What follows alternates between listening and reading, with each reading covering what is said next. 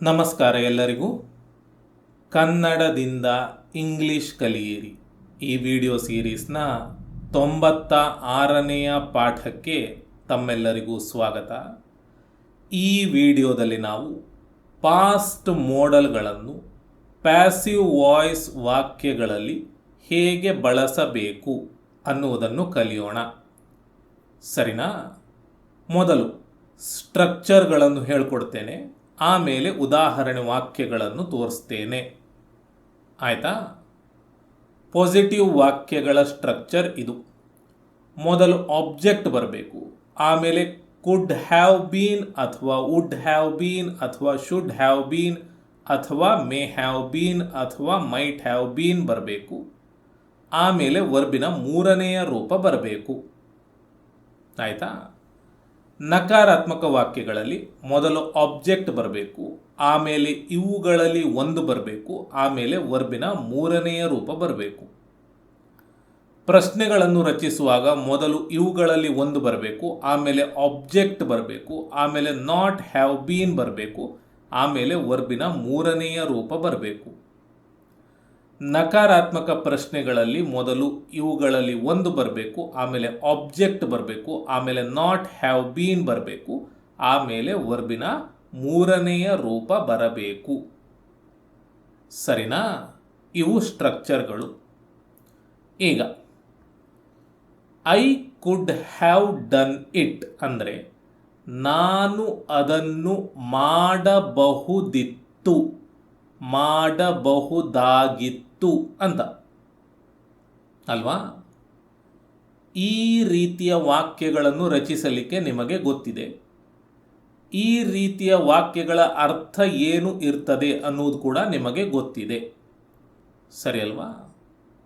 ಈ ವಾಕ್ಯದಲ್ಲಿ ನಾವು ಏನು ಹೇಳ್ತಾ ಇದ್ದೇವೆ? ನಾನು ಅದನ್ನು ಮಾಡಬಹುದಾಗಿತ್ತು ಅಂತ. ನನ್ನ ಮೇಲೆ ಗಮನ ಇಲ್ಲಿ. ನಾನು ಅದನ್ನು ಮಾಡಬಹುದಾಗಿತ್ತು. ಅವನ ಬಗ್ಗೆ ಗೊತ್ತಿಲ್ಲ. ಅವಳು ಮಾಡಬಹುದಾಗಿತ್ತಾ? ಗೊತ್ತಿಲ್ಲ. ಅವರು ಗೊತ್ತಿಲ್ಲ. ನಾನು ಅದನ್ನು ಮಾಡಬಹುದಾಗಿತ್ತು ಅಷ್ಟೇ. ಸರಿನಾ? ಇದು ಆಕ್ಟಿವ್ ವಾಯ್ಸ್. ಇದರ passive voice it could have been done ಅಂದರೆ ಅದನ್ನು ಮಾಡಬಹುದಾಗಿತ್ತು ಅಂತ. ಯಾರು ಬೇಕಾದರೂ ಅದರ ಬಗ್ಗೆ ಮಾತನಾಡಲಿಲ್ಲ. ಅದನ್ನು ಮಾಡಬಹುದಾಗಿತ್ತು, ಮಾಡಬಹುದಿತ್ತು ಅಷ್ಟೇ. ಯಾರು ಮಾಡ್ತಾರೆ, ಯಾರು ಮಾಡಬಹುದಾಗಿತ್ತು ಅದರ ಬಗ್ಗೆ ಮಾತನಾಡ್ತಾ ಇಲ್ಲ. ಸರಿನಾ? ಇದು ಪ್ಯಾಸಿವ್ ವಾಯ್ಸ್. ಇನ್ನೊಂದು ಉದಾಹರಣೆ. They could have avoided the accident. ಅವರು ಅಪಘಾತವನ್ನು ತಪ್ಪಿಸಬಹುದಾಗಿತ್ತು. ಇದು ಆಕ್ಟಿವ್ ವಾಯ್ಸ್. ಅವರು ಅಪಘಾತವನ್ನು ತಪ್ಪಿಸಬಹುದಿತ್ತು. ಅವರ ಬಗ್ಗೆ ಮಾತನಾಡ್ತಾ ಇದ್ದೇವೆ. ಗಮನ ಅವರ ಬಗ್ಗೆ. ಬೇರೆಯವರು ಅಪಘಾತವನ್ನು ತಪ್ಪಿಸಬಹುದಿತ್ತಾ? ಗೊತ್ತಿಲ್ಲ. ಅವರು ತಪ್ಪಿಸಬಹುದಿತ್ತು. ಆಯ್ತಾ? ಇದರ ಪ್ಯಾಸಿವ್ ವಾಯ್ಸ್ ಇದು. The accident could have been avoided. ಅಪಘಾತವನ್ನು ತಪ್ಪಿಸಬಹುದಿತ್ತು. ಯಾರಂತ ಗೊತ್ತಿಲ್ಲ. ಅವರು, ಎಲ್ಲರೂ, ಯಾರೋ ಒಬ್ರು, ಅದರ ಬಗ್ಗೆ ನಾವು ಮಾತನಾಡ್ತಿಲ್ಲ. ಅಪಘಾತವನ್ನು ತಪ್ಪಿಸಬಹುದಿತ್ತು ಅನ್ನೋದರ ಮೇಲೆ ಗಮನ, ಕ್ರಿಯೆಯ ಮೇಲೆ ಗಮನ. ಇಲ್ಲಿ ಕ್ರಿಯೆಯನ್ನು ಮಾಡುವವರ ಮೇಲೆ ಗಮನ. ಸರಿನಾ? ಸೊ ಈ ರೀತಿಯ ವಾಕ್ಯಗಳನ್ನೇ ನಾವು ಇಲ್ಲಿ ರಚಿಸುತ್ತಾ ಇದ್ದೇವೆ. ಕ್ರಿಯೆಯನ್ನು ಮಾಡುವವರ ಮೇಲೆ ಗಮನ ಇಲ್ಲ. ಯಾರು ಬೇಕಾದರೂ ಮಾಡಬಹುದು ಅಂತ ಇರಬಹುದು, ನಮ್ಗೆ ಗೊತ್ತಿಲ್ಲ. ಕ್ರಿಯೆಯನ್ನು ಮಾಡಬಹುದಾಗಿತ್ತು ಅಂತ ಹೇಳ್ತಾ ಇರ್ತೇವೆ ಅಷ್ಟೇ. ಸರಿನಾ? ಇನ್ನಷ್ಟು ವಾಕ್ಯಗಳನ್ನು ನೋಡೋಣ. They could have been asked for forgiveness. They could have been asked for forgiveness. ಅವರಲ್ಲಿ ಕ್ಷಮೆ ಕೇಳಬಹುದಿತ್ತು. ಕ್ಷಮೆ ಕೇಳಬಹುದಿತ್ತು. He could not have been arrested. ಆತನನ್ನು ಬಂಧಿಸಲಾಗುತ್ತಿರಲಿಲ್ಲ. Could the patient have been saved. ರೋಗಿಯನ್ನು ಉಳಿಸಬಹುದಿತ್ತೇ. How could they have been convinced. ಅವರಿಗೆ ಹೇಗೆ ಮನವರಿಕೆ ಮಾಡಬಹುದಿತ್ತು. This question could not have been answered easily. ಈ ಪ್ರಶ್ನೆಗೆ ಅಷ್ಟು ಸುಲಭವಾಗಿ ಉತ್ತರಿಸಲು ಸಾಧ್ಯವಾಗುತ್ತಿರಲಿಲ್ಲ. ಸರಿನಾ? ಆಕ್ಟಿವ್ ವಾಯ್ಸ್ನ ವಾಕ್ಯಗಳನ್ನು ನಾವು ಎಲ್ಲಿ ಬಳಸ್ತೇವೆ? ಕುಡ್ ಹ್ಯಾವ್ನದ್ದು ಅಲ್ಲೆಲ್ಲ ನಾವು ಕುಡ್ ಹ್ಯಾವ್ ಬೀನ್ನ ಪ್ಯಾಸಿವ್ ವಾಯ್ಸ್ ವಾಕ್ಯಗಳನ್ನು ಬಳಸಬಹುದು. ಅರ್ಥ ಆಯ್ತಾ? ಸೊ ಇಲ್ಲಿ ಎಲ್ಲ ಕಡೆಯೂ ಕ್ರಿಯೆಯ ಮೇಲೆ ಗಮನ, ಕ್ರಿಯೆಯನ್ನು ಮಾಡುವವರ ಮೇಲೆ ಅಲ್ಲ. ಆಯ್ತಾ? Next, he should have eaten this ಅಂದರೆ ಅವನು ಇದನ್ನು ತಿನ್ನಬೇಕಿತ್ತು, ತಿನ್ನಬೇಕಾಗಿತ್ತು. ಅವನು ತಿನ್ನಬೇಕಿತ್ತು ಅಂತ ಹೇಳ್ತಾ ಇದ್ದೇವೆ. ಅವನ ಮೇಲೆ ಗಮನ. ಅವಳು ತಿನ್ನಬೇಕಿತ್ತಾ? ಗೊತ್ತಿಲ್ಲ. ಇವರು ತಿನ್ನಬೇಕಿತ್ತಾ? ಗೊತ್ತಿಲ್ಲ. ನಾವು ತಿನ್ನಬೇಕಿತ್ತಾ? ಗೊತ್ತಿಲ್ಲ. ಅದ್ರ ಬಗ್ಗೆ ಮಾತನಾಡ್ತಾ ಇಲ್ಲ. ಅವನು ತಿನ್ನಬೇಕಿತ್ತು ಅಷ್ಟೇ. ಇದು ಆಕ್ಟಿವ್ ವಾಯ್ಸ್. ಇದರ passive voice this should have been eaten. ಇದನ್ನು ತಿನ್ನಬೇಕಾಗಿತ್ತು. This should have been eaten. ಇದನ್ನು ತಿನ್ನಬೇಕಾಗಿತ್ತು, ತಿನ್ನಬೇಕಿತ್ತು. ಯಾರು? ಅದ್ರ ಬಗ್ಗೆ ಮಾತನಾಡಲಿಲ್ಲ. ಅದ್ರ ಬಗ್ಗೆ ಗಮನ ಕೂಡ ಇಲ್ಲ. ಗಮನ ಯಾವುದ್ರ ಮೇಲೆ? ತಿನ್ನುವುದರ ಮೇಲೆ. ತಿನ್ನಬೇಕಾಗಿತ್ತು ಇದನ್ನು ಅಷ್ಟೇ. ಯಾರಾದರೂ ತಿನ್ನಬೇಕಾಗಿತ್ತು ಅಥವಾ ಎಲ್ಲರೂ ತಿನ್ನಬೇಕಾಗಿತ್ತು. ಒಟ್ಟಿನಲ್ಲಿ ಇದನ್ನು ತಿನ್ನಬೇಕಾಗಿತ್ತು. ಸರಿನಾ? ಇದು passive voice. We should have watched that movie. ನಾವು ಆ ಸಿನಿಮಾ ನೋಡಬೇಕಾಗಿತ್ತು. That movie should have been watched. ಆ ಸಿನಿಮಾ ನೋಡಬೇಕಾಗಿತ್ತು. ಯಾರು? ಗೊತ್ತಿಲ್ಲ. ಎಲ್ಲರೂ ನೋಡಬೇಕಾಗಿತ್ತು ಇರಬಹುದು. ಅದ್ಭುತವಾದ ಸಿನಿಮಾ, ಎಲ್ಲರೂ ನೋಡಬೇಕಾಗಿತ್ತು. ಆ ಸಿನಿಮಾ ನೋಡಬೇಕಾಗಿತ್ತು. ಆಯಿತಾ? ಇಲ್ಲಿ ನಮ್ಮ ಮೇಲೆ ಗಮನ, ಇಲ್ಲಿ ಸಿನಿಮಾ ನೋಡುವುದರ ಮೇಲೆ ಗಮನ. ಆಯಿತಾ? ಎಲ್ಲೆಲ್ಲಿ ನಾವು ಶುಡ್ ಹ್ಯಾವ್ ಅನ್ನು ಬಳಸಬಹುದೋ ಅಲ್ಲೆಲ್ಲ ಶುಡ್ ಹ್ಯಾವ್ ಬೀನ್ ಅನ್ನು ಬಳಸಬಹುದು. ಅರ್ಥ ಆಯ್ತಾ?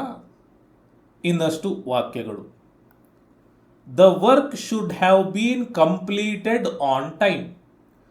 ನಿಗದಿತ ಸಮಯಕ್ಕೆ ಕಾಮಗಾರಿ ಪೂರ್ಣಗೊಳ್ಳಬೇಕಿತ್ತು, ಬೇಕಾಗಿತ್ತು. ಅಂದರೆ ಏನರ್ಥ? ನಿಗದಿತ ಸಮಯಕ್ಕೆ ಕಾಮಗಾರಿ ಪೂರ್ಣಗೊಳ್ಳಲಿಲ್ಲ ಅಂತ ಅಲ್ವಾ? ಇದರ ಅರ್ಥ ಕೂಡ ನಿಮಗೆ ಗೊತ್ತುಂಟು. ಆಕ್ಟಿವ್ ವಾಯ್ಸ್ನಲ್ಲಿ ಏನು ಅರ್ಥ ಬರ್ತದೋ ಅದೇ ಪ್ಯಾಸಿವ್ ವಾಯ್ಸ್ನಲ್ಲಿ ಅನ್ನೋದು ನಿಮಗೆ ಗೊತ್ತಿರಬೇಕು. ಆಯಿತಾ? Could have been, would have been, should have been, may have been ಎಲ್ಲದರಲ್ಲಿಯೂ ಹಾಗೆ ಆಕ್ಟಿವ್ ವಾಯ್ಸ್ನಲ್ಲಿ ಏನು ಅರ್ಥ ಇರ್ತದೆ ಅದೇ ಪ್ಯಾಸಿವ್ ವಾಯ್ಸ್ನಲ್ಲಿ ಇರ್ತದೆ. ಸರಿನಾ? He should not have been fired from the job. ಅವನನ್ನು ಕೆಲಸದಿಂದ ವಜಾ ಮಾಡಬಾರದಿತ್ತು. ಇಲ್ಲಿ ಫೈರ್ ಅಂದರೆ ಬೆಂಕಿ, ನಾಮಪದ. ಫೈರ್ ಅಂದರೆ ಕ್ರಿಯಾಪದ ಕೂಡ ಹೌದು. ಅಂದರೆ ಕೆಲಸದಿಂದ ತೆಗೆಯುವಂಥದ್ದು, ವಜಾ ಮಾಡುವಂಥದ್ದು. ಅದಕ್ಕೆ ಫೈರ್ ಅಂತ ಹೇಳ್ತೇವೆ. ಆಯಿತಾ? He should not have been fired from the job. Should she have been invited to the party. ಅವಳನ್ನು ಪಾರ್ಟಿಗೆ ಆಹ್ವಾನಿಸಬೇಕಿತ್ತೇ. Should they not have been paid more attention. ಅವರಿಗೆ ಹೆಚ್ಚು ಗಮನ ಕೊಡಬಾರದಿತ್ತೇ. Why should he have been beaten. ಆತನಿಗೆ ಯಾಕೆ ಹೊಡೆಯಬೇಕಿತ್ತು. ಈ ರೀತಿ. ಸರಿನಾ? Next, he may have missed the train. ಅಂದರೆ ಅವನು ರೈಲನ್ನು ತಪ್ಪಿಸಿಕೊಂಡಿರಬಹುದು. ಅಂದರೆ ಅವನಿಗೆ ರೈಲ್ ಮಿಸ್ ಆಗಿರಬಹುದು ಅಂತ. ಅವನ ಮೇಲೆ ಗಮನ. ಅವನು ರೈಲನ್ನು ತಪ್ಪಿಸಿಕೊಂಡಿರಬಹುದು, ಅವನು ಲೇಟ್ ಹೋದ ಹಾಗಾಗಿ ಮಿಸ್ ಆಗಿರಬಹುದು. ಅವನ ಮೇಲೆ ಗಮನ. The train may have been missed. ರೈಲು ತಪ್ಪಿ ಹೋಗಿರಬಹುದು. ಯಾರಿಗೆ ಗೊತ್ತಿಲ್ಲ, ಅವರಿಗೆ, ಇವರಿಗೆ, ಎಲ್ರಿಗೂ ಗೊತ್ತಿಲ್ಲ, ಯಾರಿಗಂತ ಗೊತ್ತಿಲ್ಲ, ಅದ್ರ ಬಗ್ಗೆ ಮಾತನಾಡ್ತಿಲ್ಲ. ರೈಲು ಬೇಗ ಬಂದಿದೆ ಇವತ್ತು, ಹಾಗಾಗಿ ರೈಲು ತಪ್ಪಿ ಹೋಗಿರಬಹುದು. ಎಲ್ರಿಗೂ ಅಂತ ಇರಬಹುದು, ಗೊತ್ತಿಲ್ಲ. ಆಯಿತಾ? We may have made a mistake in the calculation. ನಾವು ಲೆಕ್ಕಾಚಾರದಲ್ಲಿ ತಪ್ಪು ಮಾಡಿರಬಹುದು. ನಾವು ಮಾಡಿರಬಹುದು, ನಮ್ಮ ಮೇಲೆ ಗಮನ. A mistake May have been made in the calculation. ಲೆಕ್ಕಾಚಾರದಲ್ಲಿ ತಪ್ಪು ಮಾಡಿರಬಹುದು. ಯಾರು ಗೊತ್ತಿಲ್ಲ, ಲೆಕ್ಕಾಚಾರದಲ್ಲಿ ತಪ್ಪು ಮಾಡಿರಬಹುದು, ಅದು ಮುಖ್ಯ ಅಷ್ಟೇ ಇಲ್ಲಿ. ಆಯ್ತಾ? Crores of rupees may have been invested in this project. ಈ ಯೋಜನೆಯಲ್ಲಿ ಕೋಟ್ಯಾಂತರ ರೂಪಾಯಿ ಹೂಡಿಕೆ ಮಾಡಿರಬಹುದು. ಕ್ರೋರ್ಸ್ ಆಫ್ ರುಪೀಸ್ ಇದು ಆಬ್ಜೆಕ್ಟ್ ಇಲ್ಲಿ. ಆಯಿತಾ? ಅಂದರೆ ಕೋಟ್ಯಾಂತರ ರೂಪಾಯಿ, ರೂಪಾಯಿಗಳು ಅಂತ. ಆಯಿತಾ? They might have been provoked. ಅವರನ್ನು ಪ್ರಚೋದನೆ ಮಾಡಿರಬಹುದು. ಅವರು ಪ್ರಚೋದನೆಗೆ ಒಳಗಾಗಿರಬಹುದು. The truth may not have been hidden by the police. ಸತ್ಯವನ್ನು ಪೊಲೀಸರು ಮರೆಮಾಚದಿರಬಹುದು.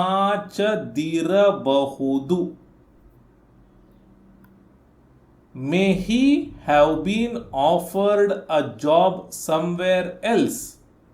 ಅವನಿಗೆ ಬೇರೆ ಎಲ್ಲಿಯಾದರೂ ಕೆಲಸ ಸಿಕ್ಕಿರಬಹುದೇ. The letter may have been sent. ಪತ್ರವನ್ನು ಕಳುಹಿಸಿರಬಹುದು. ಸರಿನಾ? ಈ ರೀತಿ. Next, the guest must have announced my name on the stage. ಅತಿಥಿ ವೇದಿಕೆಯಲ್ಲಿ ನನ್ನ ಹೆಸರನ್ನು ಘೋಷಿಸಿರಬೇಕು. ಯಾರೋ ಬಂದು ನನ್ನನ್ನು ಕರೆಯುತ್ತಿದ್ದಾರೆ. ಬಹುಶಃ ಅತಿಥಿ ವೇದಿಕೆಯಲ್ಲಿ ನನ್ನ ಹೆಸರನ್ನು ಘೋಷಿಸಿರಬೇಕು. ಊಹೆ ಮಾಡ್ತಾ ಇದ್ದೇವೆ. ಆಯಿತಾ? ಇಲ್ಲಿ ದ ಗೆಸ್ಟ್, ಅತಿಥಿ ಅನ್ನೋದ್ರ ಮೇಲೆ ಗಮನ. ಇಲ್ಲಿ my name must have been announced on the stage. ವೇದಿಕೆಯಲ್ಲಿ ನನ್ನ ಹೆಸರನ್ನು ಘೋಷಿಸಿರಬೇಕು. ಇದು ಆಕ್ಟಿವ್ ವಾಯ್ಸ್, ಇದು ಪ್ಯಾಸಿವ್ ವಾಯ್ಸ್. ಇಲ್ಲಿ ಘೋಷಣೆ ಮಾಡಿದ್ರ ಬಗ್ಗೆ ಗಮನ. ಎಲ್ಲರೂ ನನ್ನ ಕಡೆಯೇ ನೋಡ್ತಾ ಇದ್ದಾರೆ. ವೇದಿಕೆಯಲ್ಲಿ ನನ್ನ ಹೆಸರನ್ನು ಘೋಷಿಸಿರಬೇಕು. ಈ ರೀತಿ. ಆಯಿತಾ? He must have delivered the parcel by now. ಅವನು ಇಷ್ಟೊತ್ತಿಗಾಗಲೇ ಪಾರ್ಸೆಲ್ ಡೆಲಿವರಿ ಮಾಡಿರಬೇಕು. The parcel must have been delivered by now. ಇಷ್ಟೊತ್ತಿಗೆ ಪಾರ್ಸೆಲ್ ಡೆಲಿವರಿ ಆಗಿರಬೇಕು, ಡೆಲಿವರಿ ಮಾಡಿರಬೇಕು. ಡೆಲಿವರಿ ಮಾಡಲಿಕ್ಕೆ ಜನ ಹೊರಟು ತುಂಬ ಹೊತ್ತಾಯಿತು. ಇಷ್ಟೊತ್ತಿಗಾಗಲೇ ಪಾರ್ಸೆಲ್ ಡೆಲಿವರಿ ಆಗಿರಬೇಕು. ಆಯಿತಾ? I would have made a big mistake. ನಾನು ದೊಡ್ಡ ತಪ್ಪು ಮಾಡಿರುತ್ತಿದ್ದೆ. I would have made a big mistake. ನೀವು ನನ್ನನ್ನು ಸಮಯಕ್ಕೆ ಸರಿಯಾಗಿ ಬಂದು ತಡೆಯದೇ ಇದ್ದಿದ್ರೆ ನಾನು ಒಂದು ದೊಡ್ಡ ತಪ್ಪು ಮಾಡಿರುತ್ತಿದ್ದೆ. ಆಯಿತಾ? Active voice. A big mistake would have been made. ಒಂದು ದೊಡ್ಡ ತಪ್ಪು ಆಗಿರುತ್ತಿತ್ತು. ಯಾರು ಮಾಡುವುದು? ಅದರ ಬಗ್ಗೆ ಮಾತನಾಡಲಿಲ್ಲ. ಇದು passive voice. I would have believed him. ನಾನು ಅವನನ್ನು ನಂಬಿರುತ್ತಿದ್ದೆ. ಅವನು ಎಷ್ಟು ಚೆನ್ನಾಗಿ ಮಾತನಾಡ್ದ ಅಂದರೆ ನಾನು ಅವನನ್ನು ನಂಬಿರ್ತಿದ್ದೆ. ಹೀ ವುಡ್ ಹ್ಯಾವ್ ಬೀನ್ ಬಿಲೀವ್ಡ್, ಅವನನ್ನು ನಂಬಿರುತ್ತಿದ್ರು. ಅವನನ್ನು ಎಲ್ಲರೂ ನಿಜ ಅಂತ ಅಂದುಕೊಂಡು ನಂಬಿರುತ್ತಿದ್ರು, ಅವನ ಬಗ್ಗೆ ಗೊತ್ತಿಲ್ಲದೆ ಇದ್ದಿದ್ರೆ. ಆಯಿತಾ? ಯಾರು ನಂಬಿರುತ್ತಿದ್ರು ಅದರ ಬಗ್ಗೆ ಮಾತನಾಡಲಿಲ್ಲ, ಹೇಳಲಿಲ್ಲ, ಗೊತ್ತಿಲ್ಲ. ಸರಿನಾ? ಸೊ ಈ ರೀತಿ ನಾವು ಪಾಸ್ಟ್ ಮೋಡಲ್ಗಳನ್ನು ಪ್ಯಾಸಿವ್ ವಾಯ್ಸ್ ವಾಕ್ಯಗಳಲ್ಲಿ ಬಳಸುತ್ತೇವೆ. ಆಯಿತಾ? ಮಸ್ಟ್ ಹ್ಯಾವ್ ಹಾಗೂ ವುಡ್ ಹ್ಯಾವ್ ಅನ್ನು ಬಳಸುವಂಥದ್ದು ಕಡಿಮೆ, ಹಾಗಾಗಿ ಹೆಚ್ಚು ಉದಾಹರಣೆ ವಾಕ್ಯಗಳನ್ನು ಇಲ್ಲಿ ಕೊಡಲಿಲ್ಲ. ಆಯಿತಾ? ಸರಿ, ಹೇಳ್ಕೊಟ್ಟಿದ್ದೆಲ್ಲ ಅರ್ಥ ಆಗಿದೆ ಅಂತ ಅಂದುಕೊಂಡು ಈ ಒಂದು ಎಕ್ಸಸೈಸನ್ನು ಕೊಡ್ತಾ ಇದ್ದೇನೆ. ಈ ವಾಕ್ಯಗಳನ್ನು ಇಂಗ್ಲೀಷಿಗೆ ಅನುವಾದಿಸಿ ಕಮೆಂಟ್ ಮಾಡಿ. ಇನ್ನೊಂದು 5 ಸೆಕೆಂಡ್ಗಳಲ್ಲಿ ಇವುಗಳ ಉತ್ತರಗಳನ್ನು ಇಲ್ಲಿಯೇ ತೋರಿಸುತ್ತೇನೆ.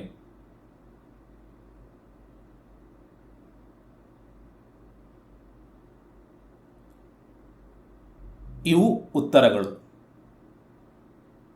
ಸರಿನಾ? ಇಲ್ಲಿಗೆ ಈ ವಿಡಿಯೋ ಮುಕ್ತಾಯ ಆಯಿತು. ನಾನು ನಿಮಗೆ ಮುಂದಿನ ವಿಡಿಯೋದಲ್ಲಿ ಸಿಗ್ತೇನೆ. ಧನ್ಯವಾದಗಳು.